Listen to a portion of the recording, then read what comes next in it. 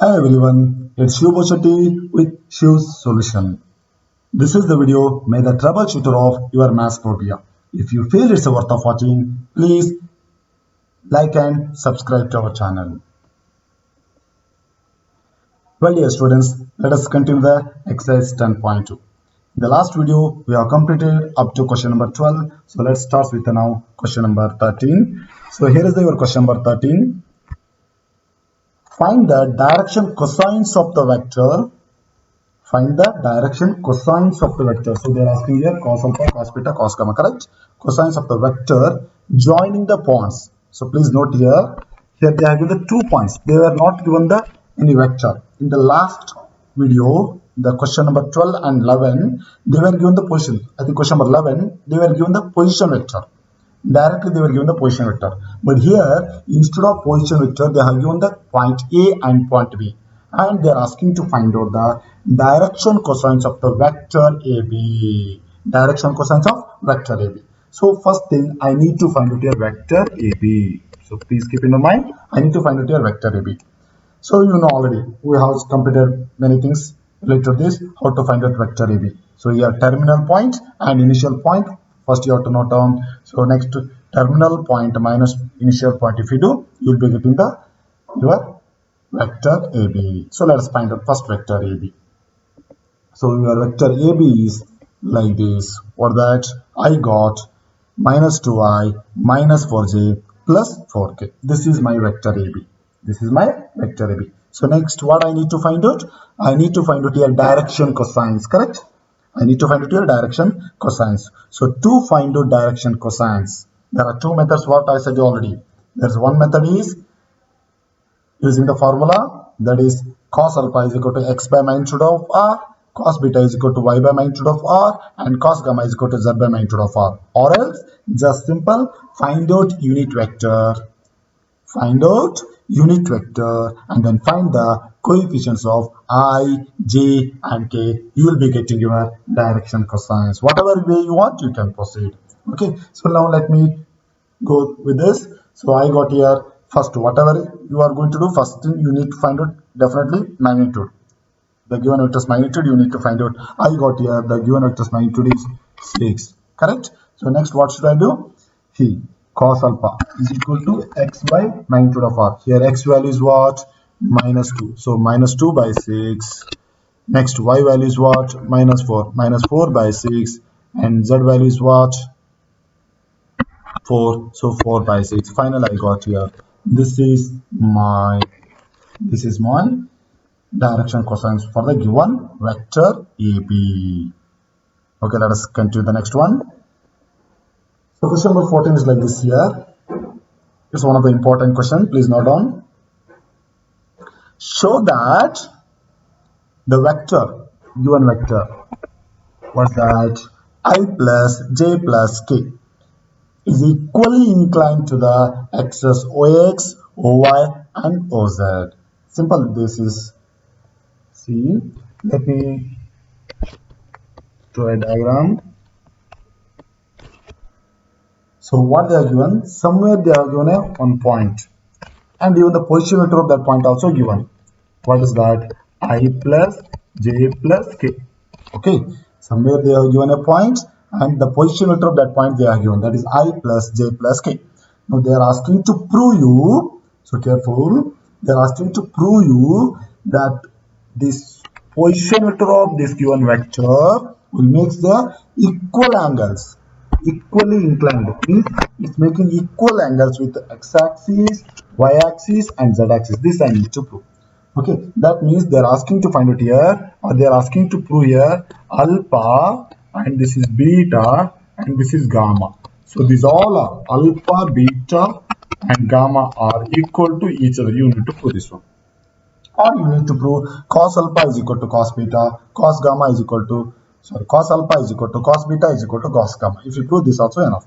Here itself you can complete, or you can stop, or you can continue. Also alpha is equal to beta is equal to gamma is equal to cos inverse of something. So the same way, what we have solved in the question number 30, the same way. Need to find out magnitude, need to find out the direction cosines, then just show all the direction cosines are equal to each other. So your work will be completed. I hope it's clear. So let's move to the next question. So need to find out here, same thing. You need to find out here direction cosines as we have done in the question number 13. So in this, you will be getting all direction cosines are equal to each other. That's enough. Okay. Let's move to the next one. So the question number 15 you see here. Find the position vector of a point. Find the position vector of a point R. Position vector of a point R. They have given a point R. Okay. Which divides the line joining 2 points. Which divides the line joining the 2 points.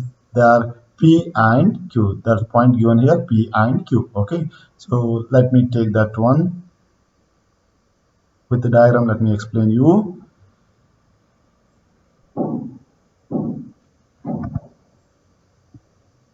Here is given. They are asking to find out position vector of point R. Position vector of point R.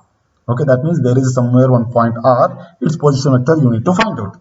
So, and that point R dividing the line joining 2 points. So somewhere there are 2 points. One is P and the one is Q. So these 2 points are there, and when these 2 points joins, these 2 points will be divided by a point R. And they are asking to find out. Its position vector. These points are position vector. So which formula I need to apply here? I hope I get from you. Which formula I need to apply here? That is section formula. So before I apply here section formula, let us find out what are the points they are given. What are the points of position vector of P? What are the position vector of point P as well as point Q? That you need to find out. Okay, so let us find out, or let us check out whether they are given or not. If it is given, let us use that to find out the position vector of R. And here one more thing, yes, they have given here, correct? So they have given that point are dividing the PQ in the ratio of 2:1. That point R is dividing the PQ in the ratio of 2:1. That means here M is equal to 2, N is equal to 1. So we need to find out the position vector of R which divides the PQ in the ratio of 2:1. Everything they are given. Okay, so this is vector B. We take it as vector B. Let me take it as vector A. So which formula I need to apply here? Section formula. So before we apply section formula, you must get clear that whether is it internally or externally. So here's the thing, that question you need to find out both the things, internally as well as externally. So what's if it is internally, the formula is, and if it is externally, the formula is. These both, if you must know. If you know this, then only you are able to solve the further. Okay, so let us work on this. I hope you can do. So given here,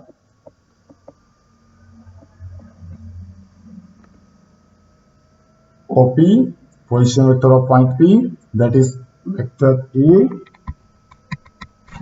Position vector of point Q, that is vector B. M is equal to 2 and N is equal to 1. So just apply the section formula when it divides internally. The first one is internal, correct? So apply the internal formula. So when you apply the internal formula, what is that? M into that is 2 into vector B. Vector B is what here? Vector B is what here? Minus I plus J plus K, correct? This is vector B. Plus N into, N is what here? 1 into vector A, this one, divided by M plus 2. Sorry, M plus N. So when you do the M plus N, we get this vector. So finally I get here QR. I got here OR, vector OR, which is nothing but position vector of point R when it divides internally. So keep in mind, when it divides internally, okay? So this is my position vector of point R when it divides internally. If it divides externally,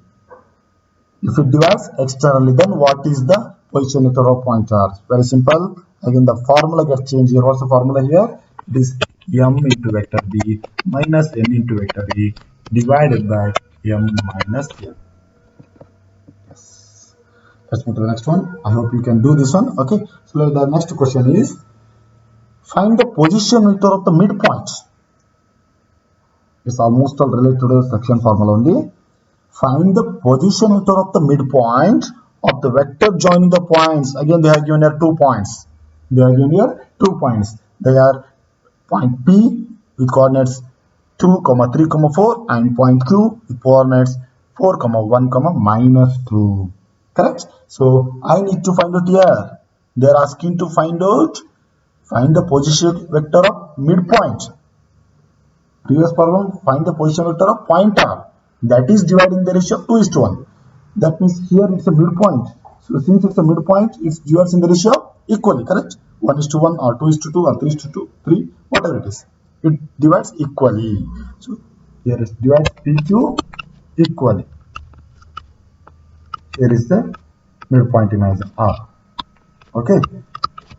So by using the midpoint formula, you have studied in your lower section, correct? Midpoint formula. But there you have studied for it is geometrically. Here we are going to apply this for the vector algebra.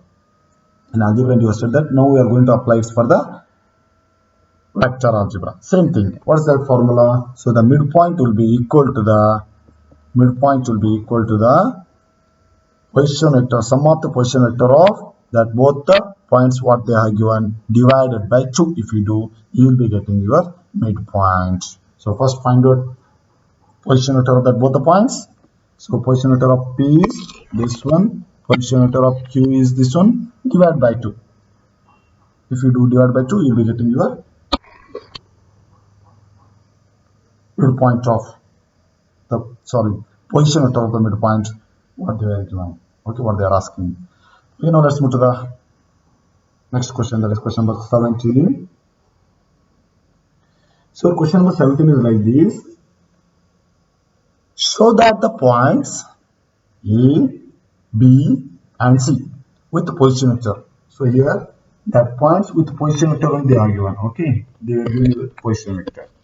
Vector A, vector B and vector C. Show that the points A, B and C with the position vector A, vector B and vector C respectively form the vertices of a right angle triangle. So what they are given here, what 3 vectors they are given.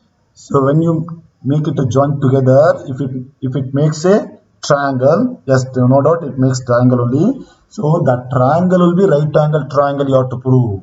You will be getting a one triangle, you will be getting a triangle when you join these 3 vectors, and they are asking to prove that triangle is right angle triangle only.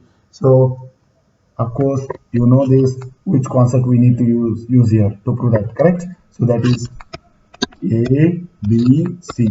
So if it is okay, right angle at A means then compulsory BC square is equal to AB square plus AC square.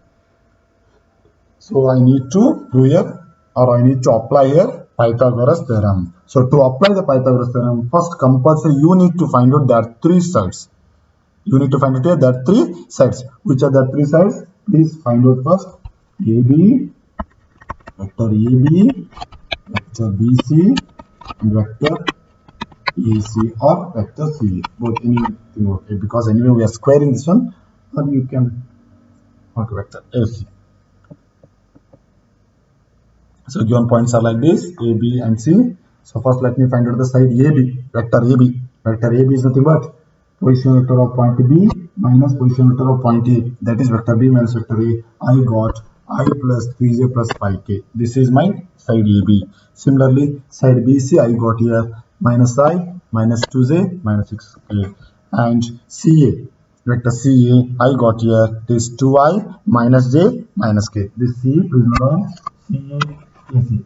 Since you have to make it a square, you can find out AC or vector C. Both it's okay. Okay. So then what I need here, square of these 3 sides. So dear students, please note here, we know magnitude of AB or BC or AC, whatever it is, okay, is equal to root of x square plus y square plus z square. Will you agree with me? Yes. Just take the square root to left side. What it happens? Magnitude of AB square is equal to x square plus y square plus z square. Square of magnitude AB is equal to x square plus y square plus z square. So let us find out that one directly. No need to waste our time. Okay. So AB square, let me find out. I got it's 35. AC square or CA square, let me find out. I got it is 6. And similarly, let me find out the BC square. I got it is a 41. I think I can see here the sum of the square of sides, that is CA square plus AB square, is equal to the square of the BC third side. Correct? Yes, 35 plus 6 equal to 41. That means here sum of the square of two sides is equal to the square of third side. Square of third side. Therefore, it satisfies the right angle triangle property. Therefore, it is a right angle triangle. Therefore, it is a right angle triangle, and obviously it is right angle at A. At point A, it is right angle. I hope it is clear. Okay, let's move to the next question. So next question, just they are asking which is not true for the given things. They are asking find out which is not true from the given figure and from the given option. Let us work on that, shall we? Yes. Just have a look at the diagram. A, B, C is a triangle. And the options are like this. Vector AB plus vector BC plus vector CA is equal to 0 vector. Vector AB plus vector BC minus vector AC is equal to 0 vector. Vector AB plus vector BC minus vector CA is equal to 0 vector. And the last one is vector AB minus vector CB plus vector CA is equal to 0 vector. So let us check it out. Which is not true? Okay, which is not true, you are going to find out is compulsory. You need to find out which is true also, correct? So I think in this, they are asking to find out which is not true, means there will be 3 true and 1 will be wrong. So let us find it.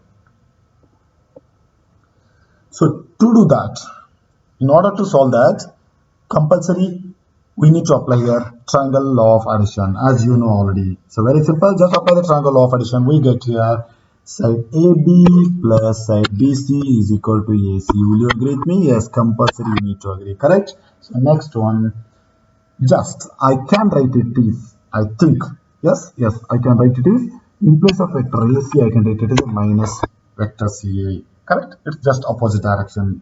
So the next, vector AB plus vector BC, just take this to the left side. When you take to this left side minus CA, it becomes plus CA. So finally, I got vector AB plus vector BC plus vector CA is equal to 0. That means option A is correct answer. Will you agree with me? Compulsory, correct? Okay, now second option, let it out. Here we have vector AB plus vector BC is equal to vector AC, correct? That is equal to vector AC. Let me take it out. Let me take it to left side. Take it to left side. What it happens? Minus vector AC. I think this also will be satisfy this, correct? So the second one is also correct option. Now let's move to third option. Before we go third, let's check it out to fourth one only. The fourth one is, see, come to this little modification. Let's go with little modification. That is vector AB plus, so that vector PC, I think we can be rated as a CB, correct? Will you agree with me? Vector BC can be rated as a minus vector CB. Yes, it's just opposite direction. Okay, and let's write vector CA as it is. So is equal to 0. Just I have replaced it. Plus BC, I can write it as a minus CB, which was cited, correct? That means this also will satisfy. So I think this 3 is true, means automatically this will be the wrong, but we can't simply say that. Let us check it out.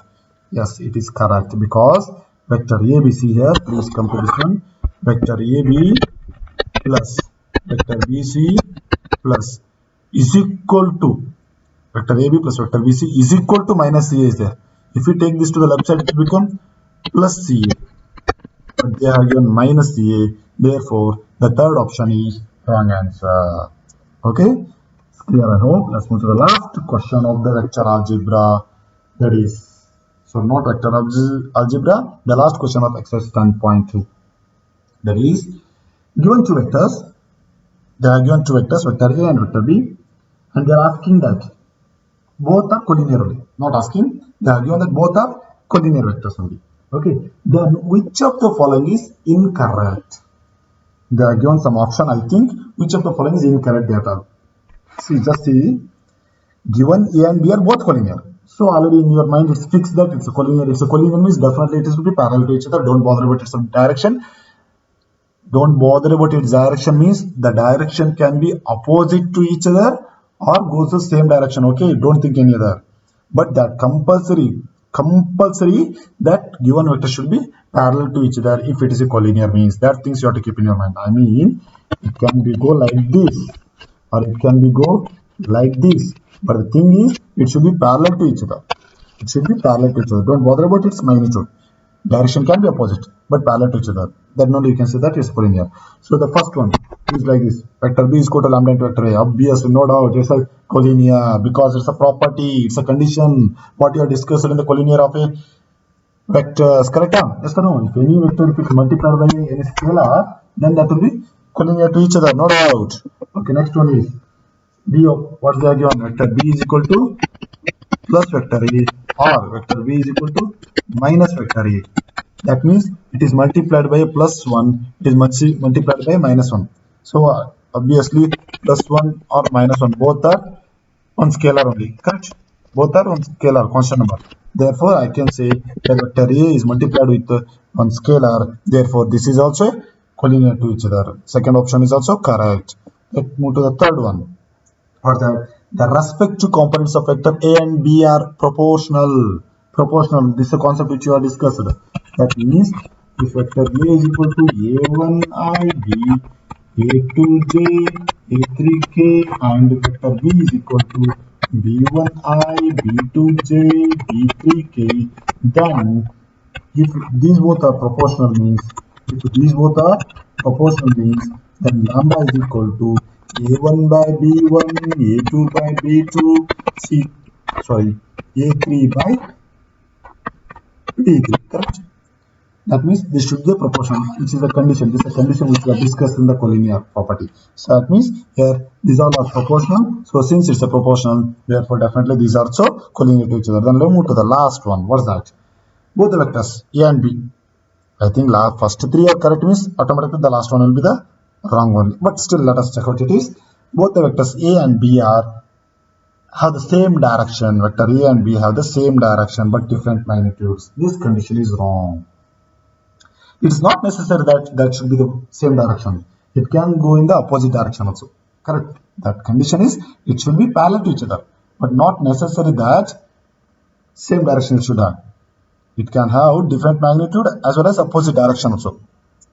It can have different magnitude with opposite direction, but it should be parallel to each other. Therefore, they are given same direction. Not necessary. It can go opposite direction also. Therefore, the fourth option is incorrect. So with this, we have completed our exercise 10.2.